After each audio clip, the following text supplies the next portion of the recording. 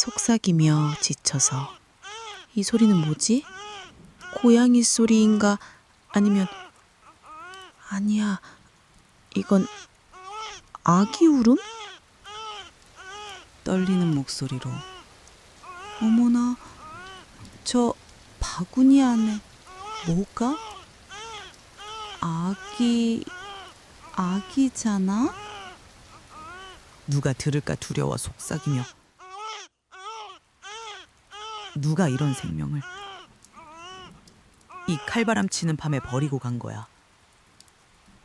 말을 잊지 못하며 엄마는 너희를 사랑해요. 꼭 살아줘. 그래, 내가 그 엄마 대신 살아줄게. 내가 너를 안을게. 이젠 이 바람도 누구도 너를 빼앗아가지 못하게 할 거야. 먼 수평선 너머에서 분노한 듯 으르렁거리는 천둥 소리가 울려 퍼지고 칠흑 같은 하늘을 가로지르는 번갯불이 고창 읍내 변두리 들판에 웅크린 가난한 마을의 짧은 순간을 밝혔다. 하늘과 땅이 이름 모를 슬픔을 씻어내려는 듯 비가 쏟아져 내리며 낮고 비좁은 반지하 집들의 녹슨 양철 지붕을 두들겼다. 대나무 숲으로 이어지는 흙길은 이제 붉은 갈색 거품을 일으키는 작은 개울로 변해 있었다. 고창 마을 사람들이 모두 집안에 머물기를 택한 그 밤, 은숙 할머니의 집 창가에서는 희미한 백열등 불빛이 아직 꺼지지 않고 있었다. 그 빛은 어둠을 몰아내기에는 역부족이었지만 낡은 비옷을 걸치고 남은 음식물을 담은 바구니를 든 채 뒷마당 길고양이들에게 가려는 할머니의 구분 등을 비추기에는 충분했다. 할머니는 고독에 익숙했다. 91년 남편이 세상을 떠나고 빚 때문에 유일한 아들마저 종적을 감춘 후 원래도 조용했던 집은 더욱 깊은 침묵에 잠겼다. 대나무 숲 쪽에서 들려오는 날카로운 고양이 비명 소리에 할머니는 걸음을 멈췄다. 배고파서 우는 소리가 아니라 고통스럽거나 무언가에 밟힌 듯 공포에 질린 비명이었다. 할머니는 걸음을 재촉했다. 손에 든 낡은 손전등 불빛이 깜빡였다. 축축하고 곰팡내 나는 움푹 파인 땅으로 들어서자 지늘기 바짓가랑이에 잔뜩 묻었다. 그때 할머니는 땅 위에서 희미한 붉은 자국을 보았다. 빗물에 섞여 흐려졌지만 의심스러울 정도로 선명한 핏자국이었다. 핏자국은 대나무 뿌리와 썩은 잎사귀 사이로 가느다란 선을 그리며 이어져 있었다. 할머니의 심장이 더 빨리 뛰기 시작했다. 고양이가 다쳤나? 할머니는 속으로 생각하며 발걸음을 늦췄다. 하지만 호기심 때문에 멈출 수는 없었다. 가까이 다가갔을 때 핏자국은 키 작은 대나무 덤불 아래에서 끝났다. 젖은 잎사귀 아래 무언가가 숨겨져 있었다. 할머니가 손전등을 비추자 그 자리에 얼어붙었다. 전라도 지방 특유의 노란 대나무 껍질로 엮은 낡은 바구니 하나가 낡고 해진 보자기에 대충 덮인 채 비바람 부는 밤속에 조용히 놓여 있었다. 그리고 그때 응애, 응애 애 하는 작은 소리에 할머니는 들고 있던 바구니를 떨어뜨리며 소스라치게 놀랐다. 갓난아기 울음소리였다. 할머니는 떨리는 손으로 보자기를 걷어냈다. 깜빡이는 손전등 불빛과 후두둑 떨어지는 빗소리 아래 두 갓난아기가 진흙과 마른 피로 얼룩진 담요에 임시로 쌓인 채 바구니 안에서 몸을 웅크리고 있었다. 한 아이는 피로 얼룩져 희미해진 글씨가 수놓아진 천 조각을 손에 꼭 쥐고 있었다. 엄마는 너희를 사랑해. 혹시 내가 못하더라도 누군가 너희를 대신 사랑해주기를. 할머니는 그 자리에 못 박힌 듯 서 있었다. 목이 메어왔다. 두 아이가 어째서 뼛속까지 시린 이 비 내리는 밤에 여기에 있는 걸까? 누가 아이들을 두고 갔을까? 그리고 저 피는 누구의 것일까? 바구니 옆에는 짙은 갈색의 나무 단추 하나가 떨어져 있었다. 마치 서두르다 무심코 떨어뜨린 것처럼. 아이들 옷의 단추가 아니라 크고 둥글며 희미한 국화 문양이 새겨진 어른의 것 같다. 할머니는 떨리는 손으로 그것을 집어들어 손전등 불빛에 가까이 가져갔다. 하지만 바로 그때 등 뒤에서 소리가 들렸다. 할머니는 휙 돌아보며 뒤쪽으로 손전등을 비췄다. 아무도 없었다. 그저 대나무들이 서로 부딪히며 내는 소리가 마치 한숨 쉬듯 무언가 분명히 말할 수 없는 것을 속삭이듯 스산하게 들려올 뿐이었다. 할머니는 서둘러 바구니를 끌어안고 보자기를 단단히 여민 채 약하게 울고 있는 두 아기를 감쌌다. 등은 이미 흠뻑 젖어 있었다. 집으로 돌아온 할머니는 아무 말도 하지 않았다. 이웃에게도, 경찰에게도 신고하지 않았다. 오직 작은 집안의 붉은 백열등 불빛만이 두 아이의 몸을 닦아주는 할머니의 그림자를 비추고 있었다. 할머니는 아이들에게 임시로 할인과 소영이라는 이름을 지어주었다. 하는 할머니가 아들을 잃었던 계절인 여름을 영은 아이들이 이 어둠을 이겨내길 바라는 마음에서 비들 듯했다. 빗줄기는 잦아들었지만 바람은 무언가를 상기시키듯 문틈으로 윙윙거렸다. 은숙 할머니는 작은 난로 옆에 앉아 떨리는 손으로 아이의 스웨터를 정성껏 꿰매고 있었다. 할머니의 무릎 위에는 낡은 과자 상자였던 깡통 상자가 놓여 있었다. 할머니는 뚜껑을 열고 그 안에 나무 단추를 떨어뜨렸다. 상자 안에는 이미 몇 가지 낯선 물건들이 들어 있었다. 낡은 머리끈, 빛바랜 컬러 사진, 그리고 조심스럽게 접힌 종이 몇 장. 마을 사람 누구도 은숙 할머니가 두 아이를 주워온 사실을 몰랐다. 사람들은 그저 할머니가 가끔 약을 타러 서울에 간다고만 알고 있었다. 그 길이 호적 담당 공무원으로 일하다 은퇴한 먼 친척에게 아이들의 출생신고서를 받기 위한 것이었음을 아는 사람은 아무도 없었다. 하지만 할머니가 절대 말하지 않은 것이 있었다. 바로 그 나무 단추였다. 그것이 존재했다는 사실을 아는 사람은 아무도 없었다. 할머니가 그것을 여전히 간직하고 있다는 사실을, 아이들을 버리고 간 사람에 대한 마지막 증거처럼 간직하고 있다는 사실을 아는 사람은 아무도 없었다. 마음 깊은 곳에서 할머니는 직감하고 있었기 때문이다. 그 사람. 돌아올 거야. 그리고 이 단추가 열쇠가 될 것이다. 봄은 일찍 찾아왔다. 은숙 할머니 집으로 가는 길목에는 매화가 하얗게 피었지만 할머니의 마음속에는 그의 비 내리던 밤의 냉기가 가시지 않았다. 할인과 소영은 하루가 다르게 자랐다. 마르고 자주 울었지만 마치 보이지 않는 끈이 이 세상의 아이들을 붙잡아두는 것처럼 꿋꿋하게 살아남았다. 처음에는 몇 달만 키우다 보육원에 보낼 생각이었다. 하지만 어느 날 밤, 할인이 고열에 시달리며 꿈속에서 엄마, 애 하고 목이 쉰 소리로 울먹였다. 그 소리는 할머니의 오래된 상처를 건드렸다. 할머니는 떨리는 손으로 아이의 이마를 짚으며 좀 도둑질을 했다고 야단쳤다가 집을 나가 다시는 돌아오지 않은 아들을 떠올렸다. 그 순간부터 할머니는 깨달았다. 자신에게는 더 이상 물러설 길이 없다는 것을. 아무도 아이들을 찾아오지 않았다. 아무도 찾지 않았다. 아이들은 버려진 존재였다. 마치 어느 생애선가의 자기 자신처럼. 할머니가 두 아이를 데리고 고창장에 물건을 사러 간 날, 온 마을이 수군거렸다.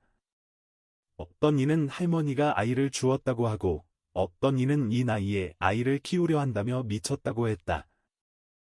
누군가는 비꼬았다. 누가 버린 애겠지? 혹시 범죄자 자식 아냐? 할머니는 대답하지 않았다. 그저 미소 지으며 할인의 머리를 쓰다듬을 뿐이었다.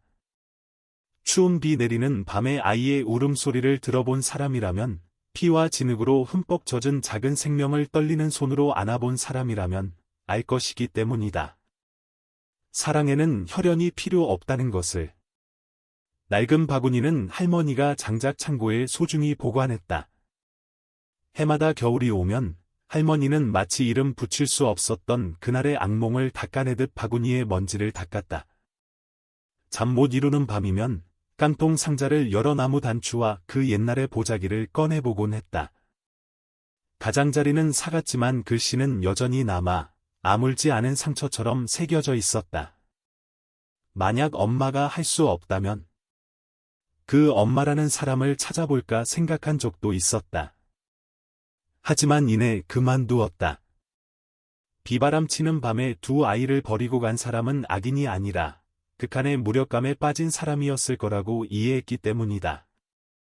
제 손으로 자식을 버리면서 평생 마음의 상처를 입지 않을 사람이 어디 있겠는가?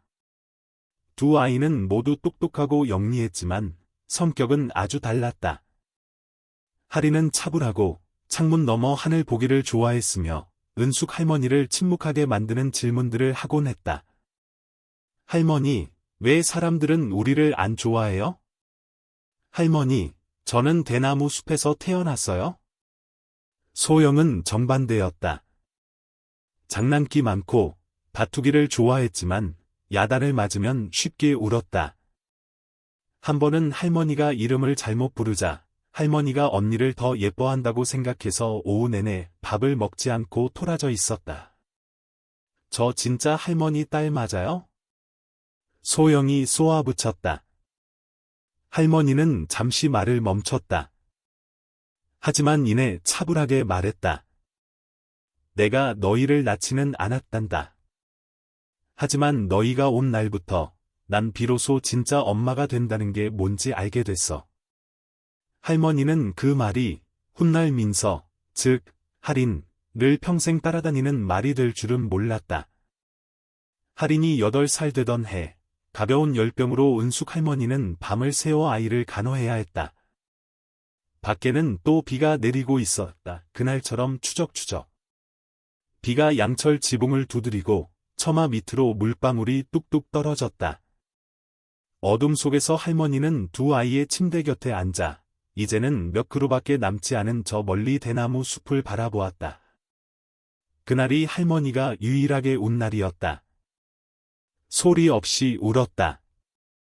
두 외로운 생명과 자신의 남은 생을 위해 울었다.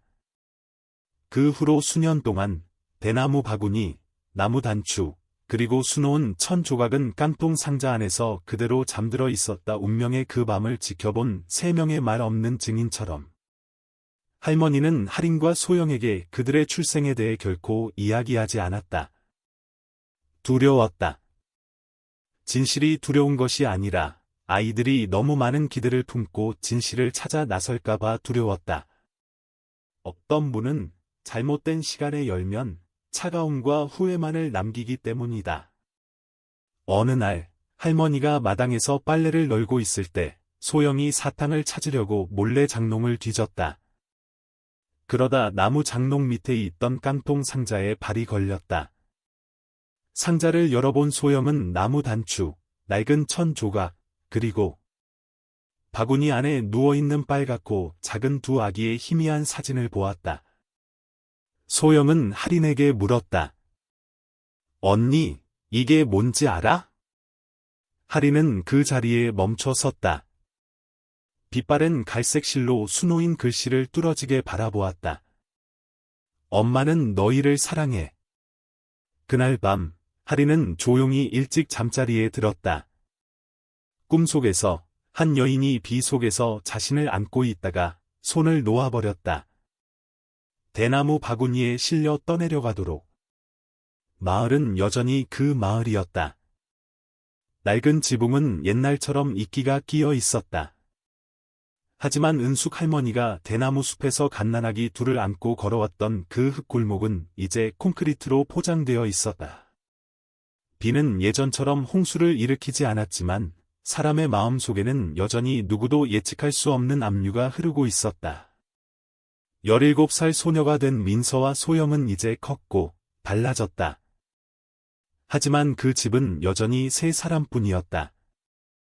여전히 매일 아침 은숙 할머니의 슬리퍼 끄는 소리가 들렸고 부엌에서는 담백한 콩나물국 냄새가 났으며 고창의 고요한 밤을 가로질러 노란 백열등 불빛이 비춰왔다. 하지만 그의 여름, 무언가가 변하기 시작했다. 은숙 할머니가 그 남자를 처음 본 날은 불볕더위가 쏟아지던 날이었다.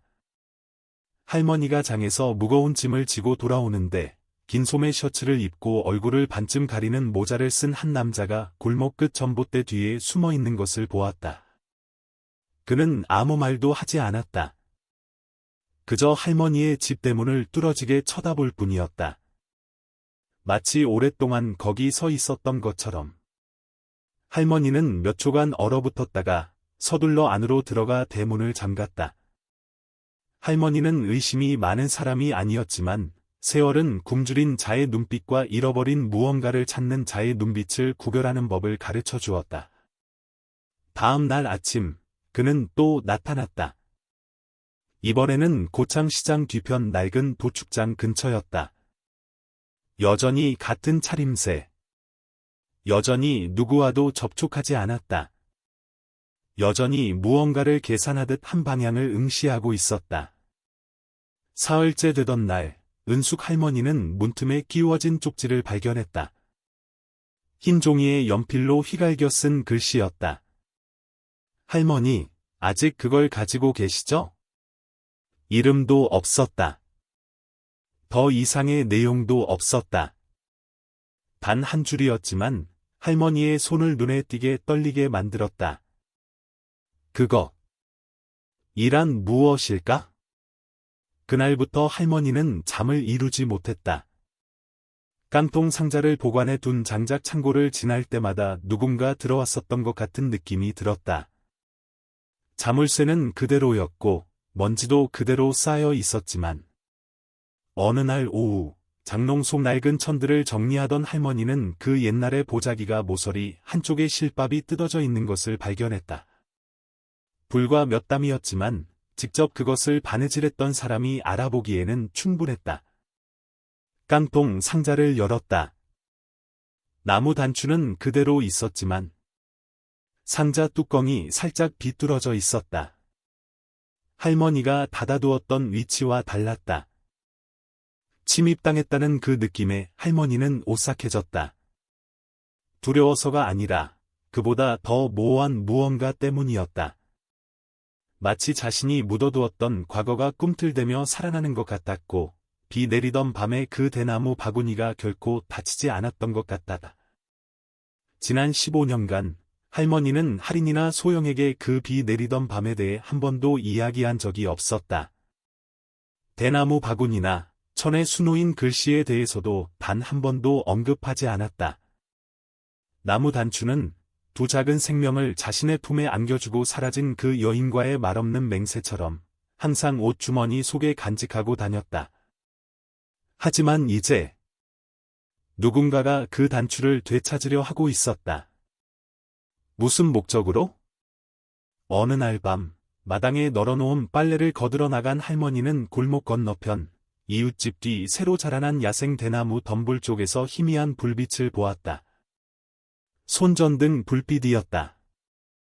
자동차 불빛도 휴대폰 불빛도 아닌 작고 간편하지만 멀리까지 비출 수 있는 전문가용 손전등이었다. 할머니는 움직이지 않고 조용히 있었다. 그 그림자가 다시 나타났다. 여전히 그 모자, 여전히 그 마른 체형이었지만 이번에는 쪼그려 앉아 민서의 방 창문을 관찰하고 있었다. 등골을 따라 차가운 불길이 치솟았다.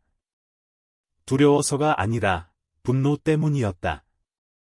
누군가가 감히 자신의 마지막 평온한 안식처를 엿본다는 사실에 분노했다.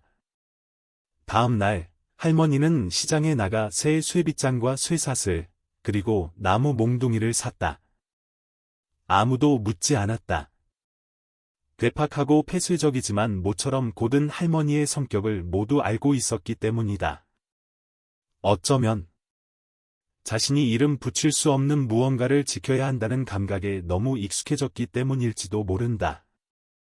소영은 할머니의 눈빛에서 이상한 낌새를 눈치채기 시작했다. 할머니는 가끔 대문 밖을 멍하니 바라보며 자신도 모르게 옷자락을 꽉 쥐었다. 어떤 날은 한밤중에 뒷문에 서서 보이지 않는 경계선을 지키는 듯했다. 한 번은 소영이 물었다. 할머니, 누가 우리 집 감시하는 거 아니에요? 할머니는 대답했다. 응, 하지만 괜찮아. 할미는 이것보다 더한 일도 겪어봤단다. 소영은 이해하지 못했다. 하지만 그날부터 작은 소음 하나, 바람 소리 하나, 골목을 지나는 발소리 하나하나에 신경 쓰기 시작했다. 불안감은 전염되듯 조용히, 은밀하게 퍼져나가 자신이 안정되었다고 생각했던 사람들의 마음에 깊은 상처를 새겼다. 어느 날 오후, 민서가 평소보다 일찍 집에 돌아왔다. 그녀는 은숙 할머니가 낡은 천 조각의 가장자리를 다시 꿰매고 있는 것을 보았다. 자세히 보니 어릴 적 보았던 글씨가 수놓인 그 천 조각이었다. 자신이 친딸이 아니라는 것을 알게 된 바로 그 천 조각. 묻고 싶었다. 하지만 입이 떨어지지 않았다. 할머니의 눈빛에 담긴 무언가, 불안하면서도 단호한 그 무언가가 그녀를 뒤로 물러서게 했고 조용히 방으로 돌아가게 했다. 하지만 밤이 되자 잠을 이룰 수 없었다. 머릿속에는 한 가지 질문이 맴돌았다. 만약 누가 찾아온다면? 친엄마일까? 아니면 골칫거리를 가져오는 사람일까? 그날 밤, 또 비가 내렸다. 15년 전처럼 쏟아붓지는 않았지만 끈질기고 차가운 비가 낡은 나무 문틈으로 스며들었다. 양철 지붕을 두드리는 빗소리는 거꾸로 가는 시계 소리처럼 규칙적인 소리를 만들어냈다. 작은 부엌에서 은숙 할머니는 감자를 깎으며 김서린 창문 너머를 응시했다. 비가 와서 민서와 소영은 일찍 학교를 마쳤다. 두 아이는 방에 있었고 가끔 웃음소리가 들려왔다. 하지만 할머니는 웃지 않았다. 무언가가 다가오고 있음을 분명히 느꼈다. 마치 그 옛날 밤의 그림자가 느리지만 확실하게 돌아오고 있는 것 같다. 이제는 뚜껑 주위에 곰팡이가 쓴 깡통 상자 옆에는 낡은 기름 등잔이 놓여 있었다. 하지만 할머니는 감히 버리지 못했다. 그것은 기억의 조용한 무덤이었다. 할머니는 상자를 열어 국화꽃이 새겨진 나무 단추를 가볍게 만졌다. 그것이 누구의 것이었는지 아는 사람은 아무도 없었다. 그것이 무엇을 목격했는지 아는 사람도 없었다. 하지만 할머니는 알고 있었다. 그 낯선 자가 할머니, 아직 그걸 가지고 계시죠? 라고 물었을 때 그 사람은 그 누구보다 그것의 가치를 잘 알고 있다는 것을. 다음 날 아침, 할머니가 마을 작은 슈퍼마켓에 식용유를 사러 갔을 때 한 남자가 들어왔다. 그는 모자를 쓰고 선글라스를 낀 채 신문 가판대 앞에 서 있었다. 그는 아무것도 사지 않았지만 선글라스 너머의 그의 시선은 할머니의 등에 단단히 고정되어 있었다. 할머니는 모르는 척했다. 하지만 할머니가 돌아서자 그는 무언가를 알아챈 듯 가볍게 고개를 끄덕였다. 그의 손에는 낡은 신문이 들려 있었다. 사회 문화면에 전주에 있는 희망의 집 아동복지원에 대한 작은 기사가 실려 있었다. 할머니는 멈춰 섰다. 심장이 거세게 뛰었다. 그 신문. 바로 옛날에 할인과 소영을 보내려다 끝내 그러지 못했던 바로 그곳이었다. 아무도 그 사실을 몰랐다. 아무도 아이들을 버리고 간 그 사람 외에는. 그날 밤 할머니는 깡통 상자 속 보자기를 다시 확인했다. 이번에는 반대쪽 모서리에 실밥이 뜯어져 있었다. 실이 끊어진 자국이 고르지 않은 것으로 보아 뾰족한 것으로 뜯어낸 것이 분명했다. 쥐의 소행일 리 없었다. 바람 때문일 수도 없었다. 오직 사람만이 할 수 있는 일이었다. 그리고 그 사람은 할머니도 모르는 사이에 집에 들어왔었다. 할머니는 모든 문을 잠갔다. 빗장을 한 겹 더 걸었다. 하지만 마음은 여전히 불안했다. 마치 오래된 직감이 되살아나는 것 같다. 전쟁 속에서 살아남고 죽음이 가까이 다가오는 것을 본 사람만이 이해할 수 있는 그런 직감이었다. 민서는 할머니의 눈빛에 무언가 이상이 있음을 분명히 느꼈다. 할머니는 더 이상 평소처럼 시시콜콜한 이야기를 하지 않았다. 제 시간에 밥 먹으라고 부르지도 않았다. 할머니는 마치 다른 사람들 귀에는 들리지 않는 무언가에 귀를 기울이는 듯했다. 지붕 위 누군가의 발소리처럼, 밤중에 들리는 자물쇠 소리처럼, 귓가에 속삭이는 듯하지만 아주 먼 곳에서 들려오는 한숨 소리처럼. 민서가 물었다. 할머니, 저희한테 숨기는 거 있으세요? 할머니는 나지막이 대답했다. 어떤 비밀은 한번 열면 다시는 닫을 수 없단다. 다음 날 새벽, 할머니는 장작 창고를 열어 옛날의 대나무 바구니를 꺼냈다. 종이 거의 다 쓸어 손잡이는 끊어졌고 축축하고 썩은 냄새가 코를 찔렀다. 하지만 바닥에 깔린 낡은 신문지를 들추자 그 사이에 낯선 종이 한 장이 끼어 있었다. 할머니의 것이 아니었다. 누런 종이에 검은 잉크로 또렷한 필체로 쓰여 있었다. 그것을 내놓지 않으면 다른 방법으로 되찾아갈 겁니다. 은숙 할머니는 주저앉았다. 온몸이 떨렸다. 두려워서가 아니라 이제 더 이상 침묵을 지킬 수 없을 때가 왔기 때문이었다. 그날 밤 소영이 잠든 후 할머니는 민서를 식탁으로 불렀다. 불은 켜지 않았다. 오직 가스레인지에서 나오는 불빛만이 할머니의 지치고 굳은 얼굴을 비추고 있었다. 너, 옛날에 글씨 있던 그 천 조각 기억나니? 민서는 고개를 끄덕였다. 네. 할머니는 한숨을 쉬었다. 그게 너와 소영이가 남겨진 그 밤에 내가 가진 유일한 것이었어. 할머니는 버려졌다는 단어를 쓰지 않았다. 남겨졌다고 말했다. 내가 왜 너희 둘을 보육원에 보내지 않았는지 아니? 그 아이들을 버리고 간 사람이 다시 돌아올 거라고 생각했기 때문이야. 하지만 15년을 기다렸어. 그리고 이제 다른 사람이 찾고 있단다. 민서는 침묵했다. 가슴속으로 겨울바람이 불어오는 것 같다. 머릿속에서는 질문들이 쏟아졌다. 친엄마는 누구일까? 누가 찾고 있는 걸까? 왜 하필 지금일까? 하지만 그녀는 단 한 가지 질문만 했다. 할머니, 무서우세요? 은숙 할머니는 희미하게 웃었다. 그래. 하지만 가장 두려운 건 찾아온 사람이 너희를 되찾기 위해서가 아니라 너희의 존재 자체를 지워버리기 위해 온 것일까 봐. 그날 밤 할머니는 나무 단추를 가장 안쪽 옷 주머니에 숨기고 마치 부적처럼 검은 실로 꿰맸다. 무슨 일이 생기면 그 단추가 민서에게 보내는 마지막 메시지가 될 것임을 알았다. 그리고 거울 위에 작은 쪽지 하나를 남겼다. 짧은 손글씨였다. 어느 날 할미가 보이지 않더라도 찾으러 다니지 말고 이것만 기억하렴. 너는 과거를 이해하기 위해 태어난 게 아니라 현재를 살기 위해 태어났단다. 어젯밤 내린 비 뒤의 상쾌한 공기는 사람의 마음을 편안하게 해야 마땅했다. 하지만 민서에게 그 공기는 너무나 고요했다. 마치 주변의 모든 것이 이름 붙일 수 없는 병고 앞에서 숨을 죽이고 있는 것 같다.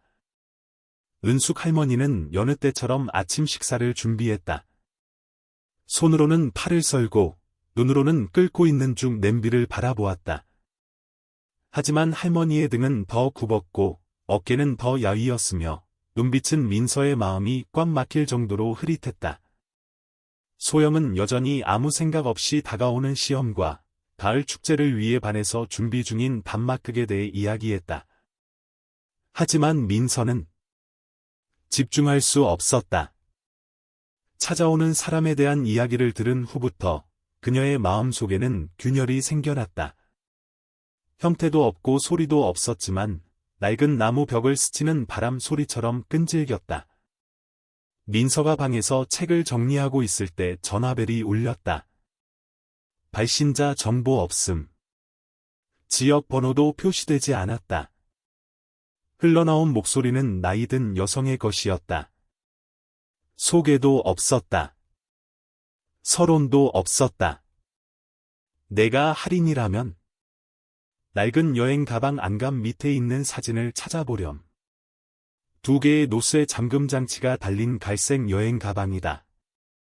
할머니께는 아무것도 묻지 마라. 또. 전화는 그 직후 끊겼다. 설명도 없었고 대답할 기회도 없었다. 민서는 멍하니 앉아 있었다. 심장이 세차게 뛰었다. 가족 중 누구도 그녀를 할인이라고 부르지 않았다. 그 이름은 오래전부터 출생신고서에만 남아 있었다. 그녀는 중학교 때부터 민서로 이름을 바꿨다. 과거의 불분명한 흔적을 지우는 방법처럼. 하지만 그 사람은 바로 그 이름을 정확히 불렀다. 그녀는 장롱을 뒤졌다. 먼지투성이에 무겁고 낡은 갈색 여행 가방이 부엌 옆 창고 구석에 조용히 놓여 있었다. 은숙 할머니가 예전에 서울에 약을 타러 갈 때마다 쓰던 가방이었다. 민서는 가방을 열었다. 안에는 낡은 옷 몇 벌뿐이었고 곰팡내 나는 냄새가 코를 찔러 재채기가 나올 뻔했다. 하지만 바닥에 안감을 들추자 희미한 실밥 자국이 드러났다. 실밥을 따라 조심스럽게 뜯어내자 누렇게 변색된 종이봉투 하나를 발견했다.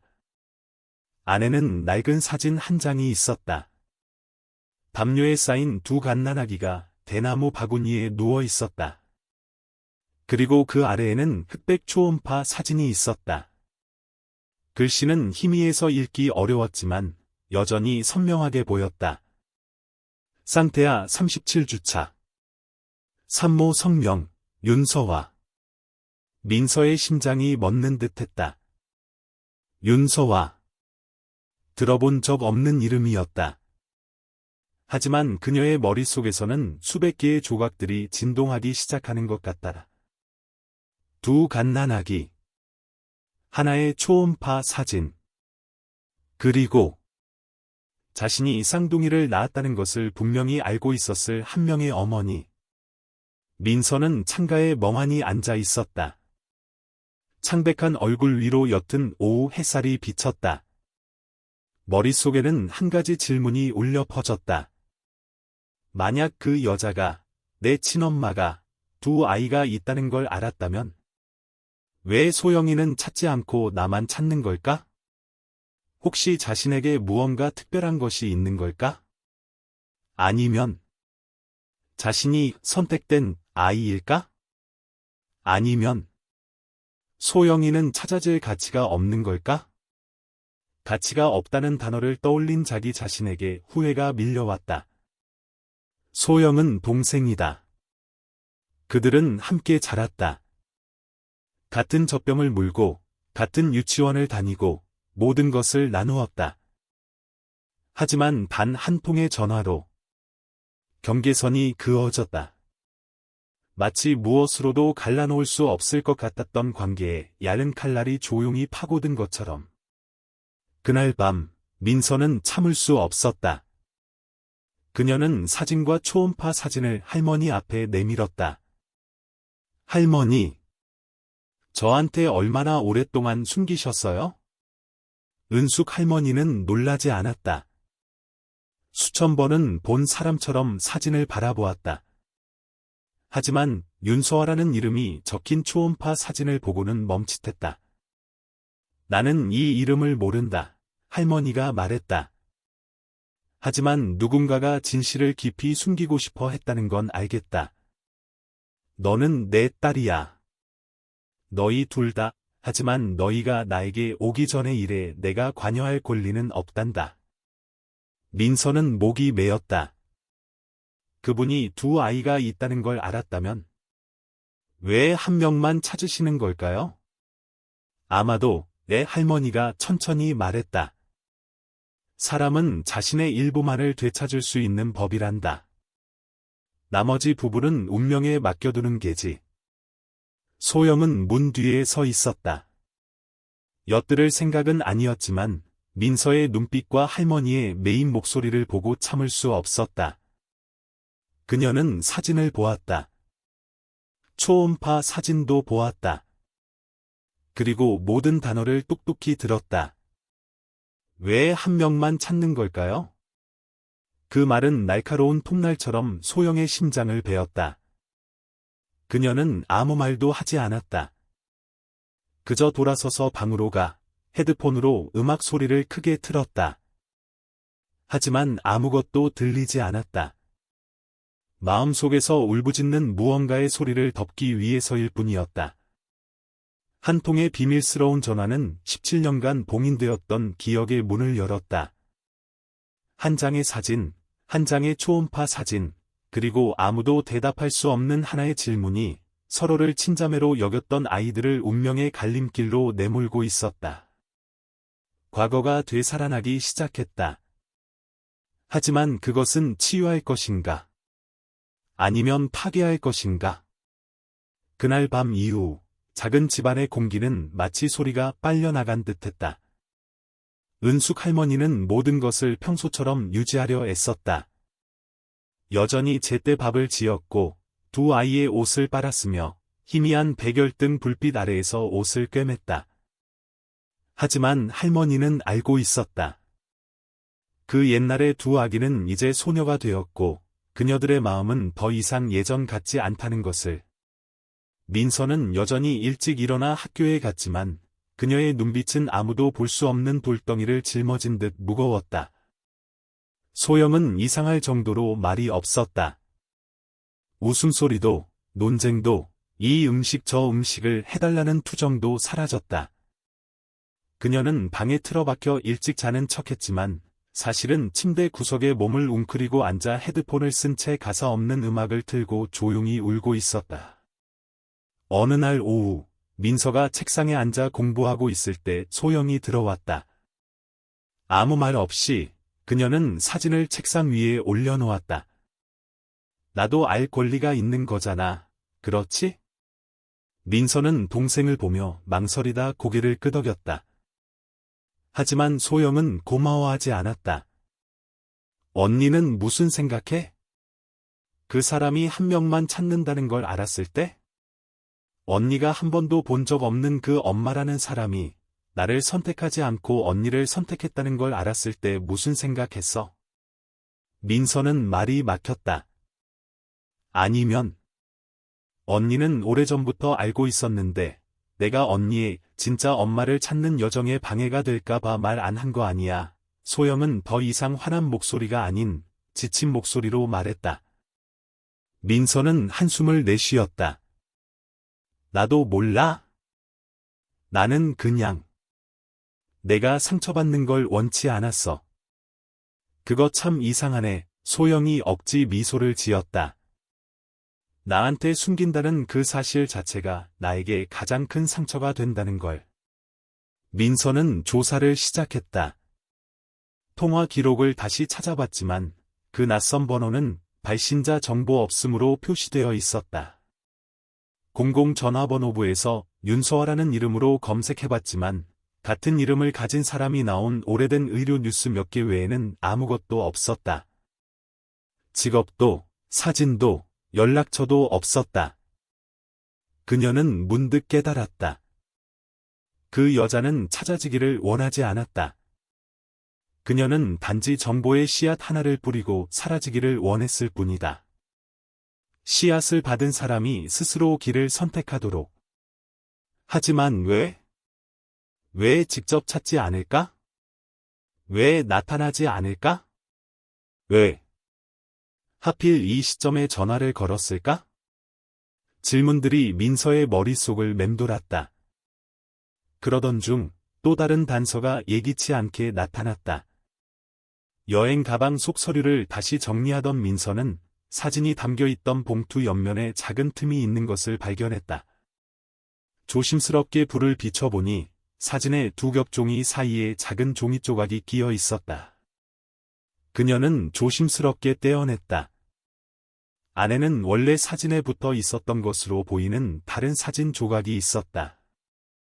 하지만 그녀를 경악하게 만든 것은 비녀, 전통 머리핀을 쥔 한 여인의 손 사진이었다. 비녀의 나머지 부분은 부러져 반쪽만 남아 있었다. 비녀 머리에는 두 개의 알파벳이 새겨져 있었다. H, S. 그녀에게는 의미 없는 상징이었지만 분명히 느낄 수 있었다. 이것은 우연이 아니라고. 그날 밤늦게 민서가 침대에 누워 있을 때 전화벨이 다시 울렸다. 여전히 낯선 번호. 여전히 이름 없음. 그녀는 전화를 받았다. 대답이 없었다. 그저 희미한 숨소리와 전화기 너머로 윙윙거리는 바람 소리뿐이었다. 그녀가 입을 열었다. 할머니세요? 저번에 저한테 전화하셨던 분 맞아요? 저편에서는 대답이 없었다. 잠시 후 단 한마디가 속삭이듯 나지막하게 들려왔다. 다른 사람이 그 비녀를 가져가게 두지 마라. 누가 그것을 잘라냈는지 내가 알아내야 해. 그리고 신호가 끊겼다. 화면은 검게 변했다. 어떠한 데이터도 남지 않았다. 다음 날 아침, 민서는 더 이상 숨기지 않았다. 그녀는 두 통의 전화에 대해 모두 이야기했다. 할머니에게 반쪽짜리 비녀를 보여주었다. 할머니는 그것을 오랫동안 바라보더니 생각에 잠긴 채 고개를 끄덕였다. 이 비녀를 본 적이 있다. 그의 대나무 바구니를 뒤집었을 때 천 아래에 피와 먼지가 묻은 부러진 나무 조각이 끼어 있었어. 하지만 나는 그게 비녀인 줄 몰랐다. 장난감 조각인 줄 알았지. 버렸어. 지금 생각해보니 아마 다른 반쪽이었을 게다. 민서는 손을 꽉 쥐었다. 그렇다면 우리를 남겨둔 사람은 일부러 흔적을 남기려고 했던 거예요. 하지만 누군가 그걸 알고 전부 지우고 싶어 한 거고요. 할머니는 고개를 끄덕였다. 그럴 수도 있지. 사진을 자른 사람, 보자기를 뜯은 사람, 협박 편지를 보낸 사람, 너희를 버린 사람이 아닐 수도 있다. 그 사람을 숨기려는 자일 수도 있어. 민서는 서울에 가기로 결심했다. 소영에게는 자세히 말하지 않았다.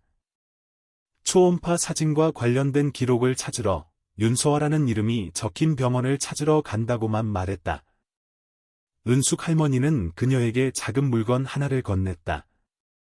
나무 단추였다. 가져가거라. 만약 이걸 알아보는 사람을 만나면 내가 제대로 찾았다는 걸 알게 될 게다. 민서는 할머니를 껴안았다. 몇 년 만에 처음으로 할머니의 어깨가 너무나 작게 느껴졌다. 마치 평생 동안 너무나 많은 진실의 무게를 짊어져 온 사람처럼. 그날 아침, 가을의 잿빛 기운이 전주 시내 전체를 얇게 뒤덮고 있었다. 은행잎이 노랗게 물들기 시작하며 누구도 기다려주지 않는 시간의 흐름을 속삭이듯 바람에 흩날렸다. 오늘 전주지 방법원은 붐비지 않았다. 미성년 무연고 아동의 법적 보호 상태에 관한 심리 특별 안건이라고 기록된 작은 민사 심리 하나가 있을 뿐이었다. 별로 주목받지 못하는 사건이었지만 그 자리에 있는 사람들은 모두 알고 있었다. 오늘이 바로 하나의 진실이 이름 붙여질 날이라는 것을. 앞쪽 증인석에는 70이 넘은 은숙 할머니가 부축을 받으며 올라섰다. 할머니는 어깨가 해진 크림색 상의를 입고 낡은 서류가 담긴 천 가방을 손에 들고 있었다. 걸음걸이는 예전처럼 굳건하지 않았지만 눈빛은 평생을 살아온 방식 그대로 따뜻하고 올곧았다. 변호사가 간략하게 진술했다. 이것은 소송이 아니라 민서 자신이 직접 요청한 특별 심리였다. 쌍둥이 초음파 사진 속 친모로 추정되는 윤서아라는 여성과 자신, 그리고 소영 사이의 관계를 확인하기 위함이었다. 민서는 뒤쪽에 조용히 앉아 핸드백을 꽉 쥐고 있었다. 소영도 와 있었지만 평소보다 차가운 눈빛으로 멀찍이 앉아 있었다. 그녀는 심리에 반대하지는 않았지만 참여하고 싶지도 않았다. 그녀에게 이것은 엄마를 찾는 여정이 아니라 핏줄이라는 논리로 자매 관계를 재심판하는 자리였다. 두 아이의 출생에 관해 질문을 받자 은숙 할머니는 초음파 사진 한 장을 꺼냈다. 종이는 누렇게 바랬고 모서리는 찢어졌지만 임신 37주차 쌍둥이 윤서아라는 글씨는 여전히 선명했다. 법정은 침묵에 잠겼다. 은숙 할머니는 담담한 목소리로 말했다. 그 어머니가 왜 돌아오지 않았는지는 모릅니다. 하지만 이것만은 압니다. 바람 속에서 울음소리를 들었던 그 밤부터 저는 더 이상 외롭지 않았습니다. 할머니는 말을 멈추고 작은 봉투 하나를 더 꺼냈다. 그 안에는 빛바랜 핏자국으로 글씨가 수놓인 보자기가 들어 있었다. 만약 엄마가 할 수 없다면 누군가 엄마를 대신해 사랑해주기를. 법정 안 누구도 더 이상 평정을 유지할 수 없었다. 변호사가 민서에게 앞으로 나오라고 요청했지만 그 전에 소영이 갑자기 일어섰다. 아무도 그녀를 막지 않았다. 소환장도 없었지만 모든 시선이 그녀에게 쏠렸다. 자신을 키워준 사람에 대해 말하고 싶어 하는 아이를 막을 수 있는 사람은 아무도 없었기 때문이다. 소영은 천천히 앞으로 걸어나와 은숙 할머니 옆에 섰다. 그녀는 종이도 증거도 들고 있지 않았다. 그저 그 자리에 서서 법정 벽에 걸린 그림을 뚫어지게 쳐다볼 뿐이었다. 할머니가 옷을 꿰매고 있는 평범한 그림이었다. 그녀가 말했다. 제 어머니는 그림을 그릴 줄 모릅니다. 붓을 잡아본 적도 없으시고 다정한 편지를 쓸 줄도 모르십니다. 하지만 그분은 항상 제 옷을 직접 꿰매 주셨습니다. 값싼 실로 희미한 백열등 불빛 아래에서 제가 고열로 앓던 밤의 한숨과 함께 꿰매 주셨습니다. 그녀는 민서 쪽으로 돌아서며 갈라지는 목소리로 말했다. 그것이 바로 사랑이라는 예술입니다. 핏줄을 나눈 사람이라 할지라도 그 누구도 다시 그려낼 수 없는 예술입니다. 민서는 눈물을 흘렸다. 아파서가 아니라 부끄러워서였다. 지난 시간 동안 과거의 전화와 단서들이 자신을 키워준 진짜 세월을 흐릿하게 만들도록 내버려 두었기 때문이다. 수천 건이 무의미한 분쟁을 목격해온 중년의 판사는 한동안 말이 없었다. 그는 조용히 안경을 고쳐 쓰고 고개를 끄덕이며 말했다. 법은 누가 최고의 어머니인지 판결할 수 없습니다. 하지만 사랑으로 주어진 것은 반박할 수 없는 사실입니다. 심리는 승패선언 없이 끝났다. 오직 하나의 결론만이 내려졌을 뿐이다. 은숙 할머니의 입양 서류는 영구적으로 합법임을 인정한다. 향후 혈연 관계와 상관없이 모든 보호권은 할머니에게 귀속된다. 전주에서 고창으로 가는 버스에는 사람이 몇 없었다.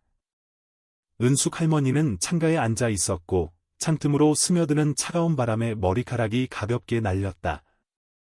민서는 옆에 앉았지만 아무 말도 하지 않았다. 소영에게 사과하고 싶었지만 소영은 다른 버스를 타고 돌아가기로 했다. 정류장 사이 어딘가에서 은숙 할머니가 북백처럼 말했다. 너희가 친엄마를 찾고 싶어 한다고 해서 서운하지는 않다. 하지만 늘 두려웠던 게 하나 있어. 그 사람이 돌아오기는 하는데 아이를 되찾기 위해서가 아니라 자신들이 버렸던 과거의 일부를 되찾기 위해 오는 것일까봐. 민서는 할머니의 손을 잡았다. 저는 더 이상 아무도 찾을 필요 없어요. 제가 열이 났을 때 제 손을 잡아준 사람은 같은 피를 나눈 사람이 아니라 곁에 남아준 사람이니까요. 심리 사흘 후 민서는 완전히 다른 마음으로 고창에 돌아왔다. 예전에는 멀리 갔다가 돌아올 때마다 가난하고 소박한 마을이라는 느낌뿐이었다. 하지만 이제는 낡은 양철 지붕 하나하나, 벽에 갈라진 틈 하나하나, 심지어 은숙 할머니의 부엌에서 나는 찹쌀죽 냄새까지도 꿀이라고 불리는 어떤 감각을 불러일으켰다. 민서는 컴퓨터를 켰다. 그녀는 윤서아라는 이름을 다시 한번 검색해보기로 결심했다. 초음파 사진 속의 여성을 확인하기 위해서만이 아니라 자신이 여전히 인정하기 두려워했던 한 가지, 즉 왜 버려졌는지 그 이유를 알고 싶다는 사실을 마주하기 위해서였다. 그리고 이번에는 결과가 나타났다. 정부 사이트가 아니라 8년 전 발행된 한 예술 잡지의 인터뷰 기사에서였다. 인터뷰 대상은 시골의 정물과 풍경을 전문으로 그리는 윤지원이라는 이름의 화가였다. 인터뷰에는 이런 구절이 있었다. 제가 가장 아끼는 그림은 가장 아름다운 그림이 아닙니다. 고창으로 떠났던 여행에서 그린 그림입니다. 제가 아주 잠시 살았던 상기슬의 마을이죠. 저는 풍경 때문에 그리지 않았습니다. 낡은 집 한 채, 노란 불빛, 그리고 한 여자아이의 옷을 꿰매고 있던 떨리는 손 때문에 그렸습니다. 민서는 여기까지 읽고 심장이 세차게 뛰었다. 그녀는 그 그림의 이미지를 찾아냈다. 지원의 사무실에 걸려있는 그림, 액자 왼쪽 구석에는 익숙한 보자기가 그려져 있었고, 작은 창문으로 비스듬히 들어오는 빛의 묘사는 정확히 은숙 할머니네 부엌 구석이었다. 민서는 떨리는 손으로 그림 이미지를 저장했다. 인쇄해서 집으로 가져가 은숙 할머니에게 보여드렸다. 할머니는 오랫동안 바라보더니 고개를 끄덕였다. 맞아. 이 집이야. 우리 집 부엌이지. 하지만 누가 와서 그림을 그렸던 기억은 없는데. 민서는 목이 거의 메일 뻔했다. 그분이 제 친엄마가 오셨었어요. 문 밖에 서 계셨던 거예요. 그리고 그분은 제가 사랑받는 걸 보셨어요. 민서의 마음속에 조용한 분노가 차올랐다. 버려졌기 때문이 아니라 이름도 불리지 못한 채 관찰당했기 때문이었다. 그런데 왜 문을 두드리지 않으셨을까요? 왜 그냥 돌아서서 아무 일 없었던 것처럼 사라지셨을까요? 민서는 옛 전시회 정보를 통해 윤지원과의 만남을 약속했다. 사무실 주소는 서울 마포구의 한적한 골목 안에 있었다. 화랑에 들어섰을 때 부드러운 노란 조명과 은은하게 퍼지는 유화 물감과 종이 냄새, 모든 것이 믿을 수 없을 만큼 평화로웠다. 만약 민서의 심장 속에서 폭풍이 일고 있지 않았다면 말이다. 화구대 뒤에 앉아있던 여인, 머리는 희끗해지고 눈은 깊었으며 깡마른 그 여인이 문종 소리를 듣고 고개를 들었다. 그녀는 놀란 기색이 없었다. 그저 붓을 내려놓고 나지막이 물었다. 내가 민선이? 아니면 할인이니? 민서는 숨이 멎었다. 목소리가 가라앉았다. 어떻게 아셨어요? 지원 씨는 일어나 천천히 나무장으로 다가가 작은 상자 하나를 꺼냈다. 그 안에는 민서가 가지고 있던 조각과 완벽하게 맞아떨어지는 비녀의 나머지 반쪽이 들어 있었다. 고창에 갔었어. 내 집 문 앞에서 3시간 동안 서 있었단다. 하지만 문을 두드릴 용기가 나지 않았어. 왜요? 민서가 물었다. 한 아이가 할머니 어깨에 기대 잠들어 있는 걸 봤거든. 할머니는 옷을 꿰매고 계셨고 그 아이의 숨결 하나하나를 마치 세상의 전부인 것처럼 지켜보고 계셨어. 그때 깨달았지. 나는 더 이상 너를 딸이라고 부를 자격이 없다는 걸. 지원은 민서의 눈을 똑바로 쳐다보았다. 눈물은 없었다. 그저 주름 하나하나에 깊이 스며든 피로감만이 가득했다. 나는 두 아이를 낳았어. 하지만 그때 시댁에서 내 자리가 없었지. 한 아이는 억지로 보내야 했고 한 아이는 남겨두었어. 하지만 결국 둘 다 잃었단다. 누가 강요했는데요? 민서가 물었다. 시댁 식구들이. 쌍둥이 딸은 불길한 징조라며 둘 수 없다고 했어. 저항할 수 없었지. 두 아이를 대나무 바구니에 싸서 시어머니가 와서 데려가겠다고 약속했던 대나무 덤불 근처에 두었어. 하지만 데리러 온 사람은 낯선 사람이었고 그것이 내 인생의 행운이었단다. 그녀는 울지도 원망하지도 않았다. 그저 은숙 할머니가 주셨던 나무 단추를 꺼내 비녀 조각 옆 테이블 위에 올려놓았다. 이것이 그 밤에 할머니가 간직하신 유일한 물건이에요. 바구니 옆에 떨어져 있었대요. 이제는 우리 사이에 놓일 수 있겠네요. 지화는 떨리는 손으로 단추를 만지려 했다. 하지만 그녀는 고개를 저었다. 되찾기 위해서가 아니야. 기억하기 위해서지. 때로는 사랑도 실수가 될 수 있다는 걸, 하지만 용서만이 계속 살아갈 유일한 방법이라는 걸. 민서는 서울에서 돌아온 후 아무에게도 말하지 않았다. 윤지원이라는 여성을 만났다는 사실도, 나머지 반쪽 비녀를 찾았다는 이야기도 하지 않았다. 외투 주머니 속에는 나무 단추가 여전히 그 자리에 둥글고 소박하게 놓여 있었다. 모든 이별과 재회, 그리고 선택의 말없는 증인처럼. 그녀는 이제 낮은 벽돌담으로 바뀐 낡은 대나무 울타리를 지나갔다. 그곳은 옛날 흠뻑 젖은 땅이었다. 은숙 할머니가 비 속에서 무릎을 꿇고 대나무 바구니를 열어 웅크리고 누워있는 두 빨간 생명을 처음 보았던 곳. 그녀는 오랫동안 멈춰 섰다. 일부는 기억 때문이었다. 일부는 두려움 때문이었다. 자신이 알게 된 모든 것들 이후에 할머니를 다른 눈으로 보게 될까봐 두려웠다. 하지만 아니었다. 마당으로 들어서 처마 밑에서 콩나물을 다듬고 있는 은숙 할머니를 보았을 때, 잇몸만 남은 미소와 햇빛 때문에 가늘게 뜬 눈을 보았을 때, 그녀는 깨달았다. 이 사람이 바로 엄마다. 검사도 필요 없고, 서류도 필요 없고, 허락도 필요 없었다. 소영이 집에 돌아오지 않은 지 사흘이 지났다. 그녀는 단 한 줄의 메시지를 보냈다. 생각할 시간이 필요해요. 찾지 마세요. 민서는 이해했다. 하지만 이해한다고 해서 덜 아픈 것은 아니었다. 그들은 함께 자랐다. 같은 침대에서 잠들었고, 같이 학교를 빼먹고 시장에서 떡볶이를 사 먹었으며, 억울하게 은숙 할머니에게 혼나 같이 울었다. 그런데 지금 두 사람 사이에는 보이지 않는 벽이 서 있었다. 증오로 지어진 것이 아니라 뒤에 남겨졌다는 느낌으로 지어진 벽이었다. 그리고 그 벽을 허물 수 있는 유일한 사람은 아마 민서가 아닐 것이다. 바로 친어머니인 윤지원일 것이다. 일요일 아침, 은숙 할머니가 꽃에 물을 주고 있을 때 작은 차 한 대가 골목 앞에 멈췄다.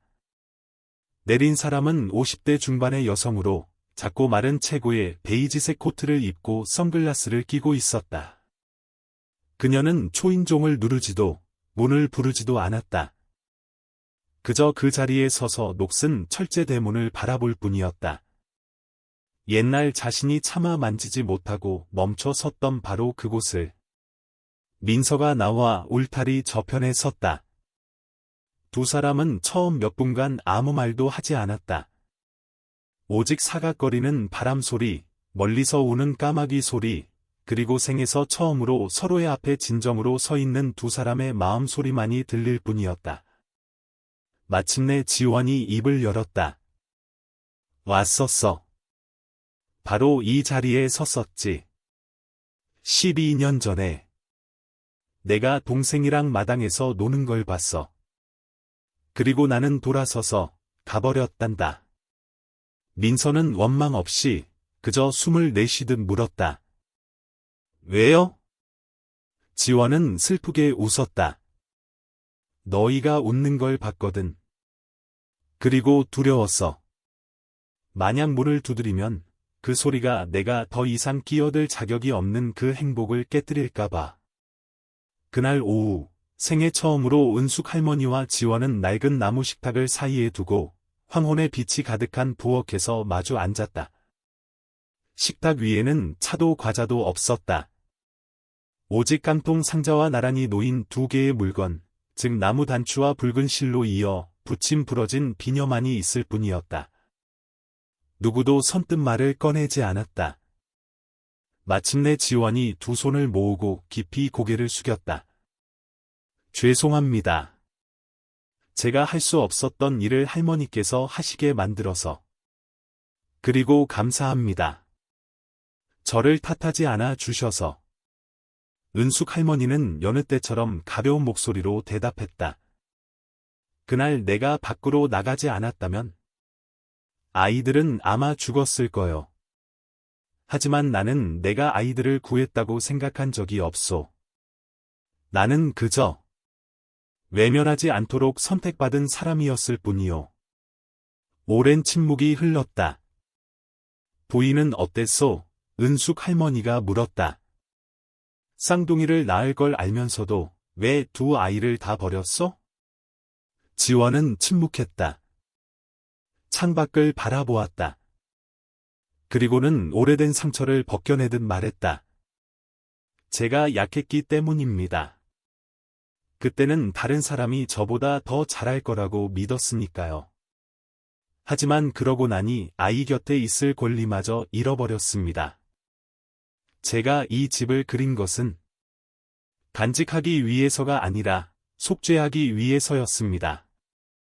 그날 밤 모두가 고요함에 잠겨 있을 때 문밖에서 발소리가 들렸다.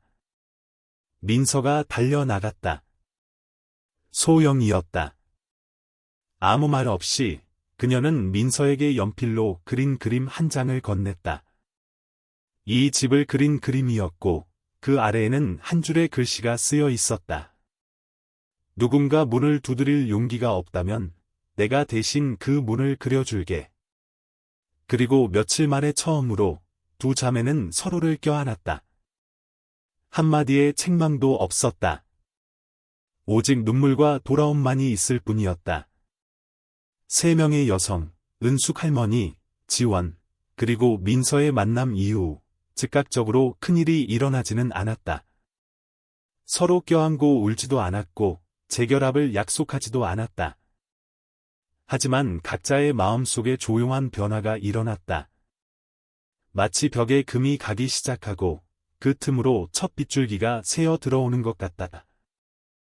지원은 바로 서울로 돌아가지 않았다. 그녀는 고창에 잠시 머물며 시장 근처의 작은 방을 얻어 매일 아침 낡은 가게들을 그리며 앉아 있었다. 그녀는 다시 은숙 할머니의 집을 찾아가지는 않았지만 가끔 문 앞에 빵 한 봉지나 채소 한 묶음을 놓아두고 갔다. 그 위에는 단 한 줄의 쪽지가 있었다. 어머니가 될 순 없지만 예의 바른 손님은 될 수 있습니다.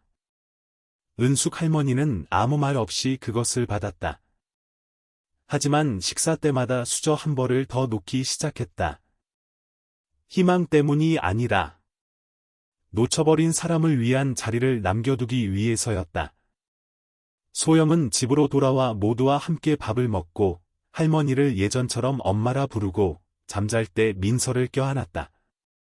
하지만 그녀의 눈 속에는 여전히 차갑고 경계하는 무언가가 있었다.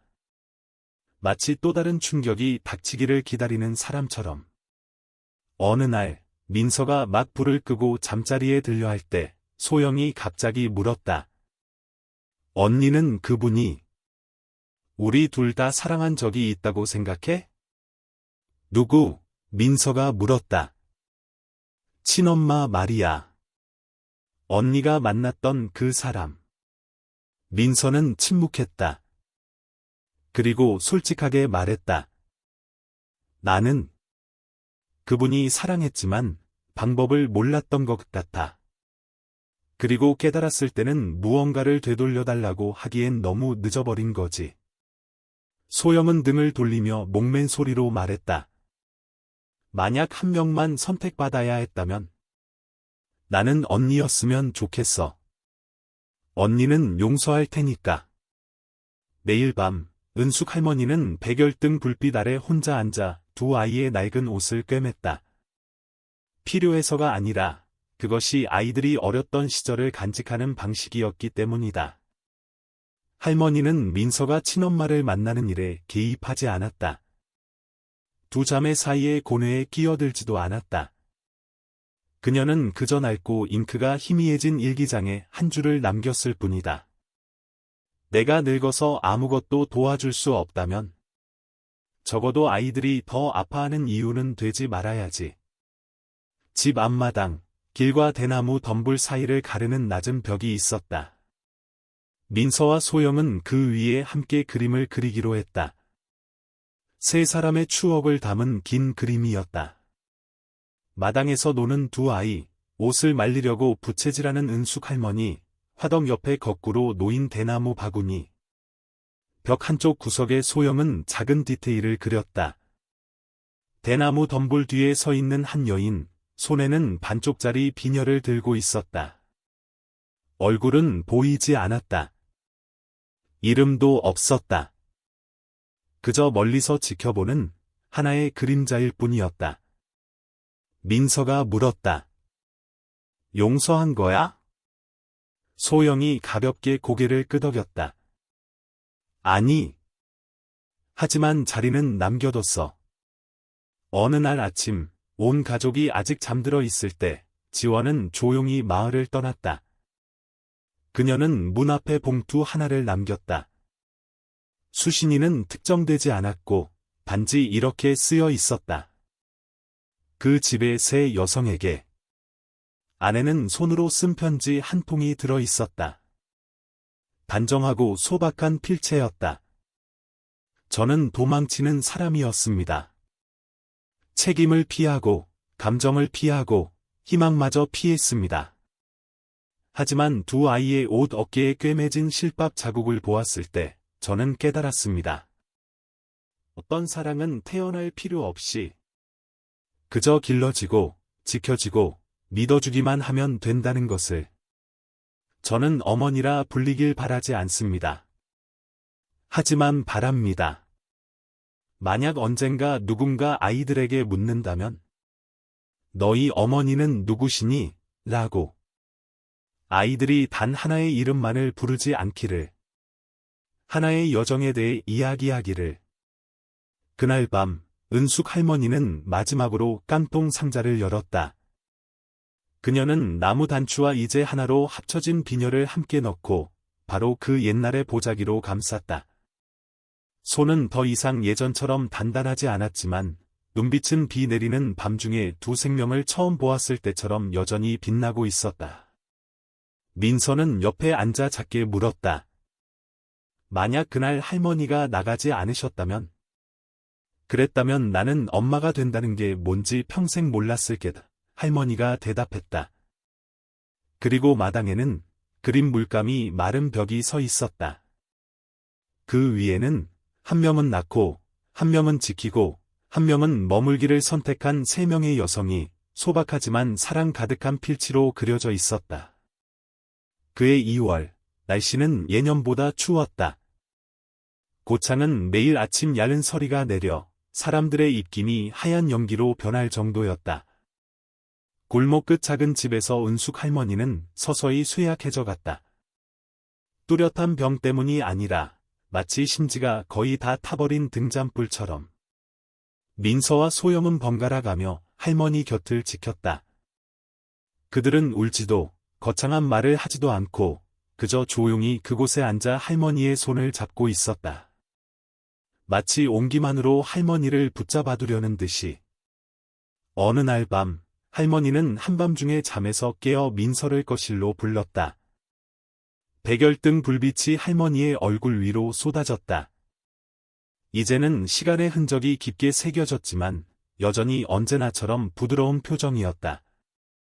할머니는 민서의 손에 낡은 깡통 상자를 쥐어주었다. 이 안에 옛날에 내가 주었던 그 단추가 있다. 아이를 버렸던 한 엄마의 찢어진 옷에서 떨어진 것이었지. 나는 화나지 않았어. 그저 안타까웠지. 만약 그 엄마가 옷을 좀 더 일찍 빨 줄 알았다면 아마 머무를 수 있었을 텐데. 민서는 떨리는 손으로 상자를 열었다. 나무 단추는 여전히 그 자리에 둥글고 고요하고 소박하게 놓여 있었다. 하지만 그녀의 눈에 그것은 더 이상 무생물이 아니었다. 그것은 염원이었고 증거였으며 과거 때문에 찢어졌던 수많은 마음들을 이어주는 봉합점이었다. 은숙 할머니는 미소 지으며 그녀의 손을 잡았다. 나중에 내가 어디 멀리 가거든 이걸 가져가거라. 나를 기억하기 위해서가 아니라 내 자신에게 상기시키기 위해서.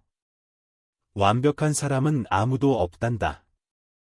하지만 사랑은 배우고 다시 시작하고 전해줄 수 있는 것이란다. 그리고 그것이 할머니가 온전히 깨어 있었던 마지막 순간이었다. 다음 날 아침, 민서가 끓고 있는 김치찌개 냄새에 잠에서 깼을 때 그녀는 깨달았다. 부엌에 더 이상 익숙한 발소리가 들리지 않는다는 것을. 은숙 할머니는 낡은 수첩을 품에 안고 옆으로 누워 마치 아주 먼 옛날 어느 여름날 오후의 꿈을 꾸는 듯 입가에 미소를 띠고 있었다. 하늘에서 가벼운 눈이 내리기 시작했다. 거의 10년 만에 처음으로 고창에 2월에 눈이 내렸다. 마치 하늘과 땅이 보내는 말없는 작별 인사처럼. 장례식은 간소했지만 외롭지 않았다. 마을 사람들, 시장 상인들, 심지어 우체국 여직원까지 모두 찾아왔다. 각자 작은 선물 하나, 추억 하나씩을 가져왔다. 은숙 할머니가 돈을 빌려줬던 일, 추운 겨울밤에 따뜻한 국 한 그릇, 낡았지만 따뜻했던 옷 한 벌. 소영은 영정 옆에 하얀 국화 한 다발을 놓으며 속삭였다. 할머니는 저희를 훌륭한 사람으로 가르치지 않으셨어요. 할머니가 먼저 사람이 되셨고 저희는 그걸 따라 배웠어요. 1년 후 민서와 소영은 소쿠리 희망이라는 이름의 단체를 설립했다. 그 이름은 바로 그들의 여정이 시작되었던 대나무 바구니, 소쿠리에서 따온 것이었다. 재단은 그룹홈 모델로 운영되었다. 버려진 아이들을 받아들여 먹이고 가르칠 뿐만 아니라 그들에게 엄마라고 불릴 수 있는 곳을 제공했다. 각 그룹홈에는 나무 단추 모양의 간판이 걸렸다. 그리고 전통적인 로고 대신 민서는 나무 단추를 도장으로 만들어 모든 서류에 찍었다. 마치 하나의 약속처럼. 우리는 완벽하지 않습니다. 하지만 우리는 사랑할 줄 압니다. 어느 날 민서는 나주에 있는 한 그룹홈을 방문했다. 그녀는 은숙 할머니의 이야기를 들려주었다.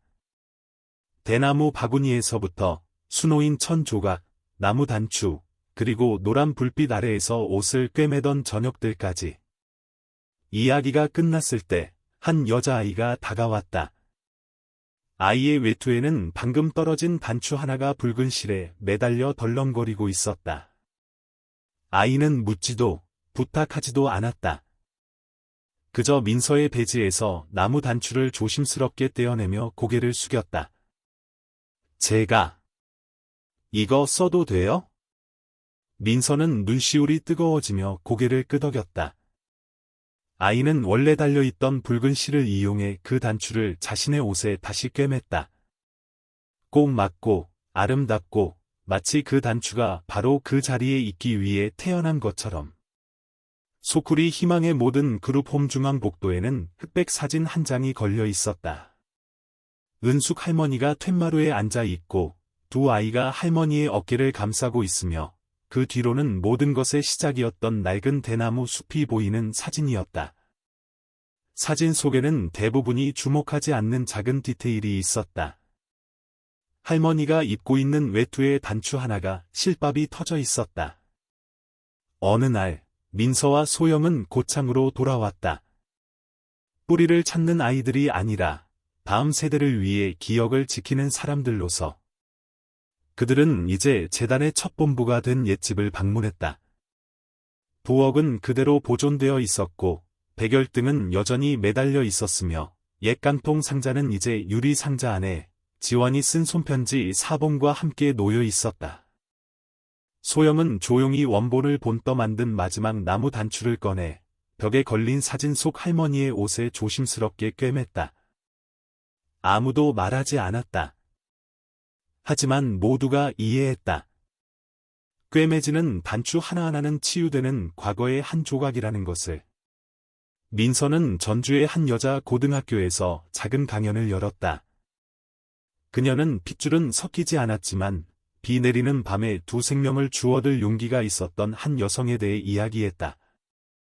문 밖에 섰지만 감히 두드리지 못했던 친어머니에 대해서도 이야기했다. 그리고 한때 찢어졌지만 단추 하나 덕분에 다시 꿰매진 삶들에 대해 이야기했다. 강연이 끝날 무렵 한 학생이 손을 들고 물었다. 만약 제가 버려졌던 아이라면 저도 누군가를 받아주는 사람이 될 수 있을까요? 민서는 미소 지으며 내려와 그 학생의 어깨에 손을 얹었다. 내가 버려진다는 게 어떤 건지 알기 때문에 너는 누구보다 먼저 꽉 붙잡는 법을 아는 사람이 될 거야. 몇 년 후 소쿠리 희망 프로젝트가 한국에서 가장 인간적인 미성년자 양육 모델 중 하나로 인정받았을 때 소영은 작은 책을 출판했다. 바람 속의 단추 엄마의 마지막 페이지들. 그것은 은숙 할머니의 짧은 일기들이었다. 서툰 필체로 때로는 맞춤법도 틀렸지만 애정으로 가득 차 있었다. 또 비가 온다. 빗소리를 들을 때마다 첫 울음소리가 생각난다.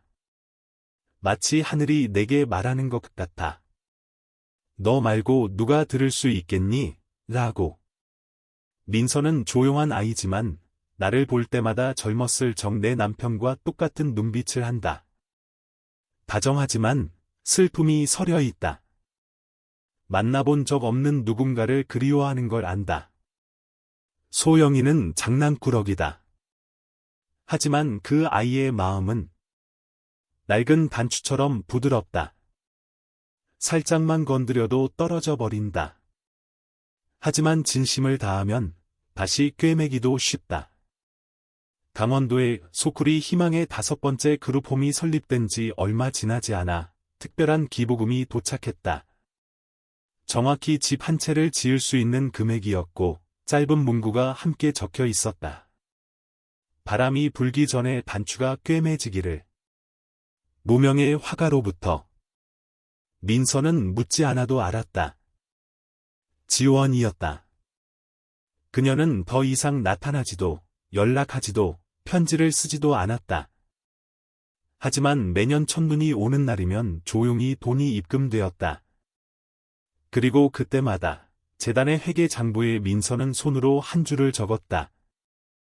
늦은 사랑도 사랑이다. 그리고 때로는 늦은 것이 바로 제때이다. 어느 봄날 오후 나주의 새로운 그룹홈에서 6살쯤 된 곱슬머리 여자아이가 마당을 뛰어다니고 있었다. 바람이 세게 불자 아이의 외투에 달린 단추 하나가 떨어져 땅으로 굴러가 마당 끝에 멈췄다. 아이는 몸을 숙여 그것을 집어들고 은숙 할머니의 사진이 걸린 공동생활실로 달려 들어갔다. 아이는 오랫동안 멍하니 서 있다가 생활기술 수업에서 배운 실과 바늘 상자를 꺼냈다. 아이는 사진 속 할머니의 옷에 그 단추를 조심스럽게 꿰맸다. 붉은 실로 마지막 두 땀은 단단히 매듭지었다. 민서는 우연히 그 근처에 서서 모든 것을 지켜보았다. 그녀는 개입하지 않고 그저 희미하게 미소 지었다. 마음속에 그 옛날 은숙 할머니의 목소리가 울려 퍼졌다. 단추는 저절로 옷에 달리지 않는단다. 그 단추는 감히 몸을 숙이는 사람을 기다려야 해. 여러분, 오늘 이야기가 마음 한켠을 따뜻하게 해드렸다면 그건 아마도 우리 모두 마음속 어딘가에 잊혀진 작은 단추 하나쯤은 가지고 있기 때문일지도 몰라요. 피 한 방울 섞이지 않았지만 끝까지 곁에 있어주는 사람이 있다는 것. 말 대신 행동으로, 용서 대신 기다림으로 사랑을 보여주는 사람이 있다는 것. 그런 존재가 어쩌면 우리가 인생에서 가장 먼저 붙잡아야 할 진짜 가족 아닐까요? 이 이야기가 여러분에게 작은 위로와 용기를 건넸기를 바랍니다. 좋아요와 구독은 저에게 큰 힘이 됩니다. 앞으로도 이런 따뜻한 이야기들 함께 나눌 수 있으면 좋겠습니다. 감사합니다. 늘 행복하세요.